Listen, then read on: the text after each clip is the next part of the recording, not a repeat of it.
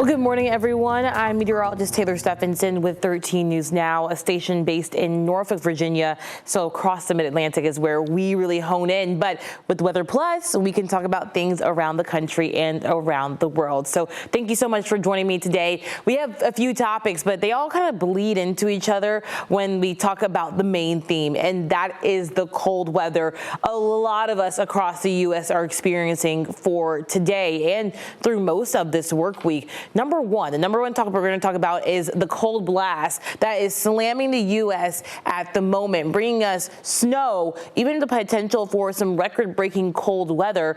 Bleeding into that is going to be the December by the numbers. We'll talk a little bit more about what we should expect here across the Mid-Atlantic when it comes to cold weather in the month of December. And last but not least, cold weather and potential illnesses that you could pick up as you are out and about, in cold and dry conditions. So let's dive more into it. The first topic, of course, is going to be what we all are experiencing, the cold weather that's slamming the country at this moment. Right now, we are talking a few areas with some snow at this point. Really, as you get into the Great Lakes, this part of the country has been seeing a lot of snow from lake effect snow. We talked about that yesterday and how that forms. Most of the snow mainly concentrated to northern parts of Michigan, getting into southern parts of Canada this morning. But we also are seeing a few flurries, even some potential for some heavier bands in western parts of New York into northern New York as well. So that's mainly the area, the one area across country that's really seeing some of that snow right now. But let's turn to the snow and the potentially historic cold that is on the way. ABC's Andrew Dimbert has the details. This morning, as bitter cold extends into the deep south, an Alberta clipper is sweeping down from Canada, bringing up to 2 feet of extra lake effect snow in parts of the north. Erie, Pennsylvania, already buried under 4 feet. Hundreds of cars abandoned, complicating snow removal. We have deployed more resources, personnel, and equipment from every part of the state, as far as Philadelphia, to come to Erie County to help support the situation here. Soldiers digging out at Fort Drum, New York, where 57 inches fell. And farther south in Ohio, an emergency declared in several counties. Snow collapsing the roof of this school. Right now, we cannot use any part of Lakeside High School. Snow accumulating in Charlotte, North Carolina for the first time in more than 1,000 days. And today, parts of the state could see record low temperatures. Freeze alerts are posted as far as Alabama, Georgia, and even Florida. Ice and snow wreaking havoc on the roads. Watch out. This officer in Kansas hopping out of the way of a skidding car. Yeah, my car just got hit too. And in Pennsylvania, this freight train smashing into a tractor trailer stuck on the snowy tracks. Andrew Dimbert, ABC News, New York. Now, Andrew talked about an Alberta clipper. That is a very specific term for a type of low pressure system, and it's brewing to our north, as you see, now going through parts of extreme southern Canada that will move near the Great Lakes, providing a lot of snow. So what an Alberta clipper is a very fast moving low pressure system that originates in Alberta, that is a province in Canada, well out to the west. It grows and quickly moves through parts of the northern plains and into the Great Lakes, bringing lots of snowfall to places across the northern U.S. Now, we're expecting a big snowstorm to really brew over the next couple of days as this clipper system makes its way through, as you see, bringing, again, snow to parts of the Great Lakes now, but we're expecting way more snow for parts of western New York into the northeast over the next 24 to 48 hours. That cold front attached to this clipper will be the system that rolls through our area here in the Mid-Atlantic, bringing a huge blast of cold air that will only reinforce the cold stuff we are already seeing across a lot of the U.S. Let's talk about the current wind chills we're seeing right now on the East Coast. As you get into New York City, feeling more like a degree above freezing, feeling more like 33 degrees there. In Norfolk here, we are feeling more right at freezing at 32 degrees. Even for our friends in Florida, Orlando feeling more like 52. And even though for a lot of us, we'd probably rather feel like the lower 50s, by Florida standards, that's fairly cold. Getting into the middle parts of the U.S., Wichita, Kansas, feeling more like 30 degrees. Omaha, 27. Bismarck, North Dakota, feeling like -2. this morning. And that cold air is likely to stick around for a lot of us. Even in Vegas, we're starting to see, it feels like temperatures in the middle 40s. So I'm sure everybody is bundling up this morning as we all across the U.S. are experiencing that lack of warm air, except for places near the extreme eastern coast of Texas, where they are seeing some of that warm air still in place. Let's get to the next thing. We are talking about December still. We're only about 4 days into the month right now, but it's some of the coldest air we have seen in a while. We are not supposed to be this cold for December. Meteorologist Hunter Forrest breaks down the numbers of where we should be this time of year. We finally made it to the last month of the year, and the holidays are right around the corner. And this is when the cooler temperatures really start to set in. And for the last few days and for the first week of December here in Hampton Roads, temperatures are going to be well below normal. But this is what a typical December looks like for us here. The average high for the beginning of the month tends to be in the upper 50s. And by the end of the month, we normally see highs getting into the lower 50s. For overnight lows, our temperatures dip from the lower 40s at the beginning of the month to the mid 30s by December 31st. And even though it's not looking like we'll be anywhere near this record, the warmest daytime high ever recorded for the area during December was 82 degrees, and the lowest was just 5 degrees. Now, during December, we could see temperatures dip well below freezing, which can only mean one thing: some snow. Now, we haven't seen measurable snow here in quite some time, but there's still that chance we could see it this year. On average, we see about 1.1 inches of snow for December, but back in 1892, we saw just over 17 inches. But my favorite part of December is that once we pass the first day of winter on December 21st, the sunsets finally start to get later in the day. We start off the month with our sunset at around 4:48 p.m., and at the end of the month, the sun starts to set just before 5 o'clock at 4:59 p.m. For 13 News Now, I'm meteorologist Hunter Forrest. And like Hunter said, snow can be expected here across the mid-Atlantic during December, but he's right. We haven't seen snow in quite some time. As of yesterday, or I guess 11:59 p.m. last night, we have now been 1,039 days without any measurable snow here at Norfolk International Airport. That puts us in the second place for the longest snow droughts ever. Now, the very longest snow drought we've ever seen happened in 1993, where we went 1,126 days without measurable snowfall. Is it possible that we get up there? Sure, but we still have to go another 90-ish days to hit that record. Will we do it? I don't know. That's a whole 3 months. We may be able to get some. Remember, I said yesterday we were talking about the differences between having a La Nina or not being in a La Nina year, and we are forecast to enter a La Nina by the end of the month. And what that will do for us is bring the potential for snow just a bit higher. In those days and in those years where we had a La Nina, we were more likely to have snow than not. The last time we had a La Nina was during the 2022 to 2023, and that's the only time we did not see snow during a La Nina year. So there is potential for my team snow lovers for snow on the horizon if we do have the right conditions. Remember, we have to have the atmosphere at 32 degrees. We also have to have cold air at the surface. Those ground temperatures need to be 32 degrees or below so that we can actually accumulate that snow. So we'll see, but snow's not in the forecast for us, at least for the next few days, but very cold weather is. And this puts us to our last topic for today. Cold weather and potential illnesses. We're also going to talk about the cold air that's really starting to seep into Hampton Roads and what to expect as we get into Thursday night into Friday morning, where our weather team here at 13 News Now we have declared a weather alert day for the potential for temperatures dropping between 10 to 20 degrees for feels like temperatures on Friday. So what we're talking about for right now is a nice start to the day here across Hampton roads. Temperatures right now in the orange in those lower to middle 30s and some upper 30s as you get into the Outer Banks. But then you tack on a small little wind that we have going on right now that will gradually build throughout the day. So it feels like temperatures in places like Williamsburg right now in the upper 20s. Same with Elizabeth City. So very cold weather is in place for us at the moment. Right now, though, we are not seeing any type of wet weather and barely any clouds at this point. Most of us seeing very sunny with dry conditions still in place. Now, as you get into parts of North Carolina as well, not seeing anything on the map there either.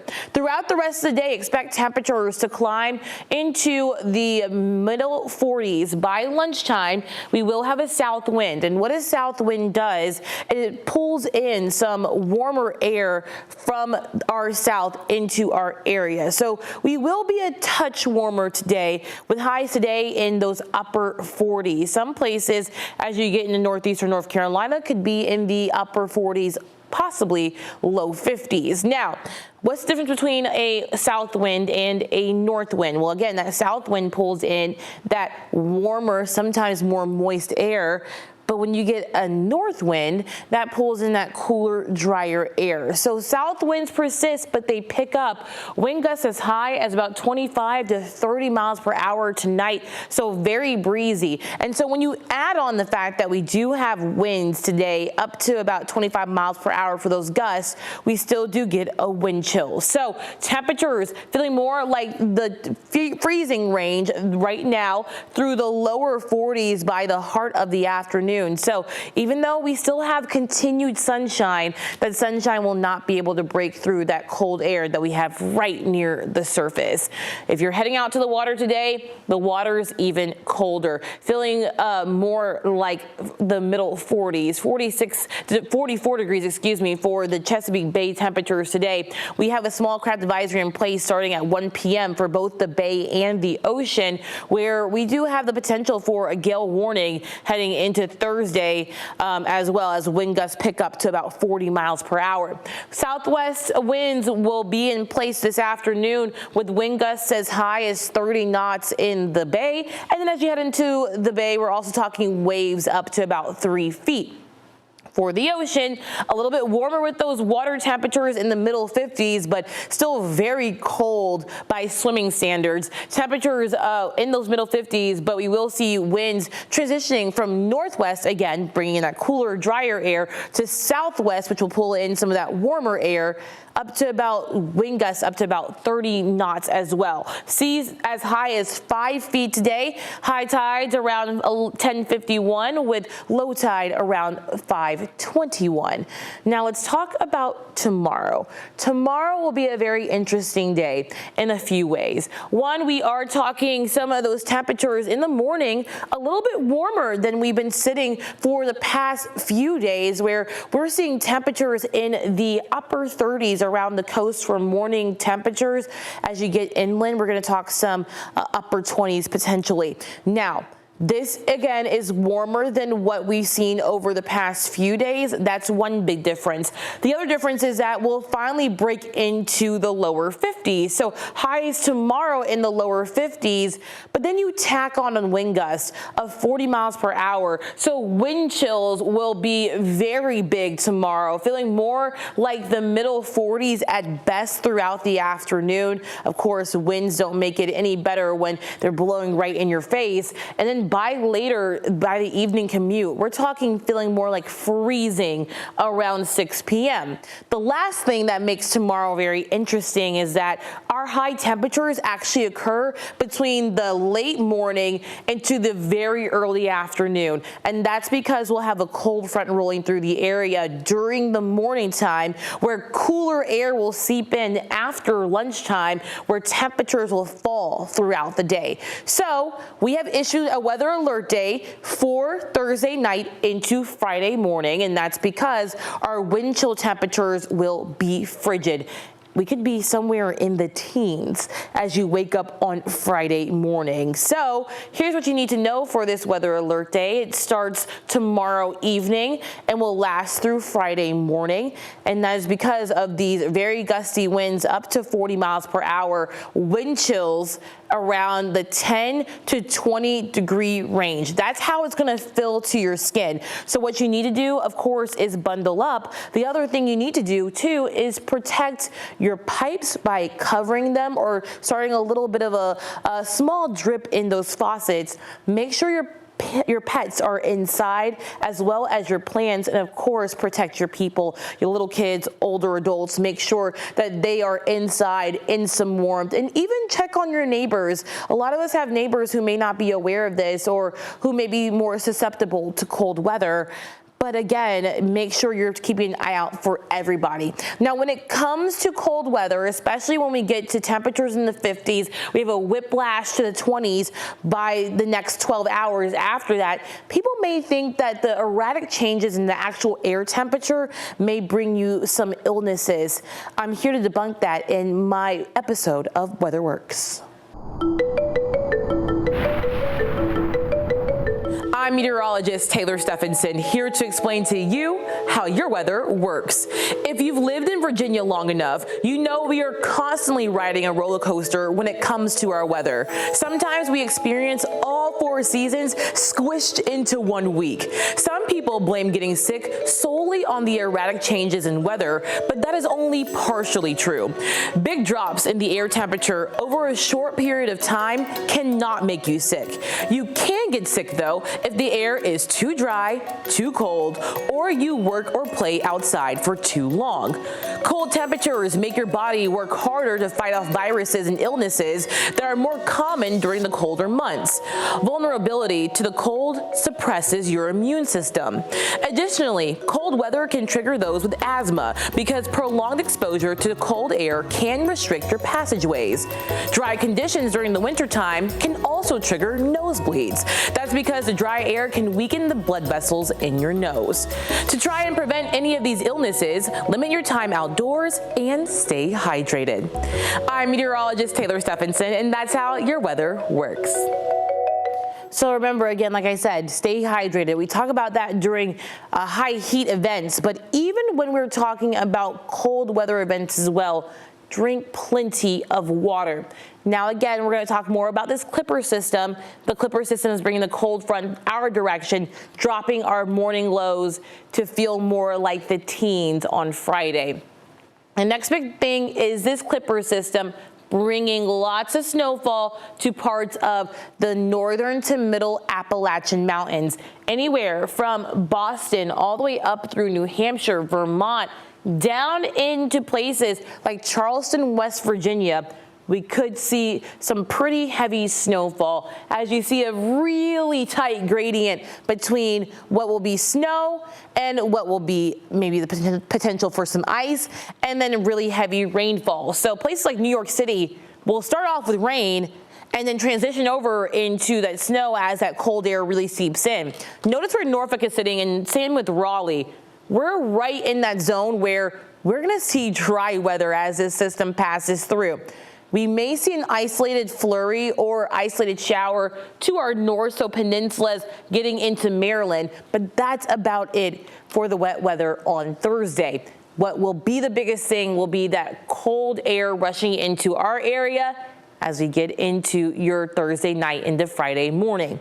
If you're not a fan of this cold weather, I have good news for you.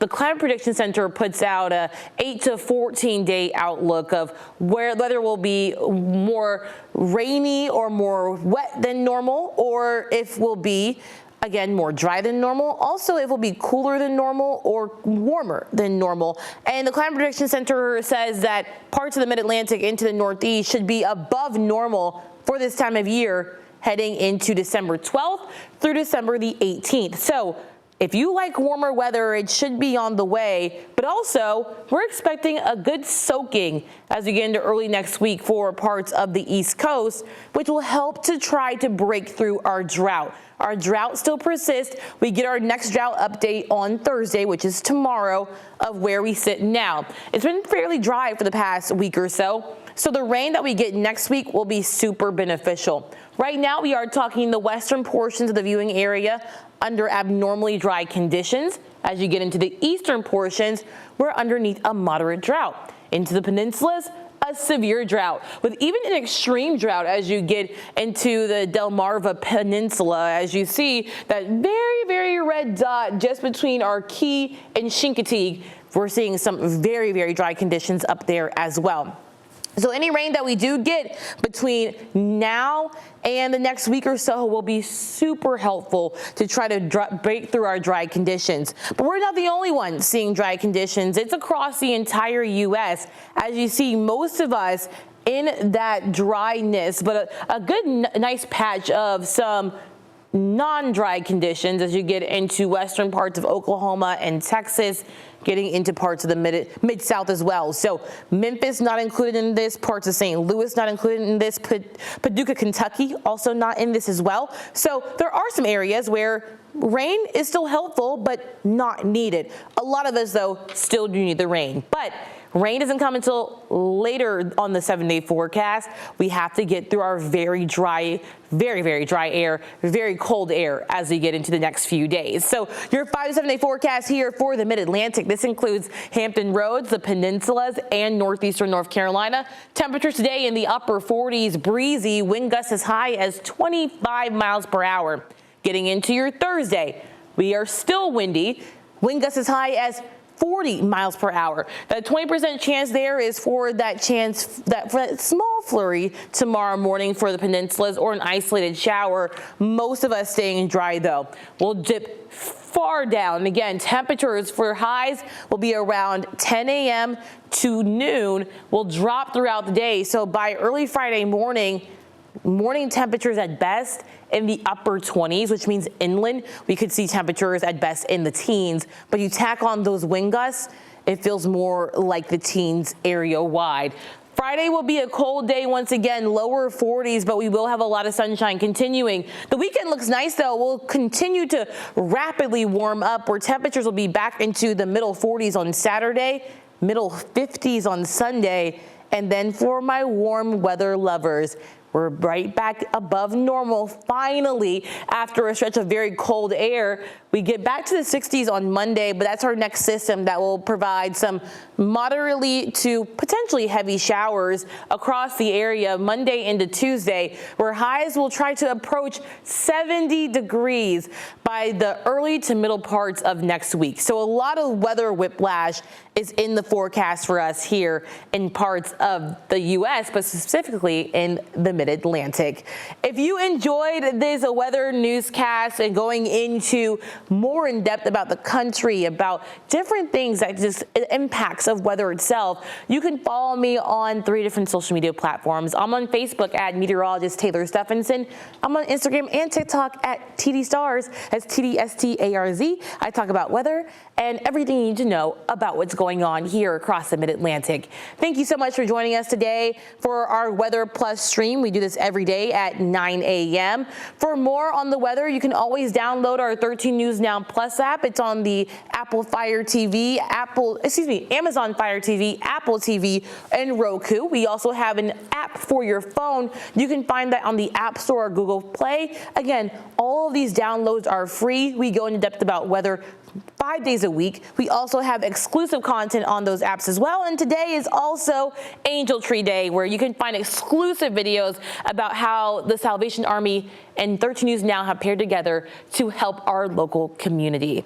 Thank you so much for joining me today, and we'll see you tomorrow morning bright and early at 9 a.m. Have a